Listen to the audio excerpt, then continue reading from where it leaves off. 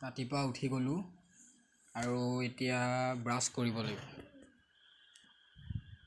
ব্ৰাছডাল উলিয়াই ল'লোঁ, কলগেটডাল উলিয়াই ল'লোঁ, তাৰপিছত আৰু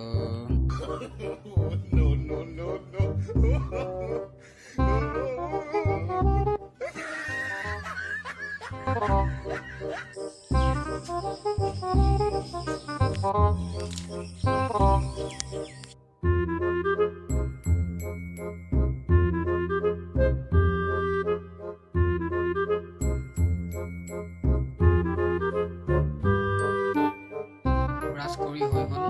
আৰু ৰাতিপুৱা চুলি কাটিব আহিলে হেমন্ত ককাই। নাকাটো বুলি ভাবিছিলোঁ, কাটিব লাগিবই বোলে, কাটিয়ে দিওঁ আৰু উপায় নাই।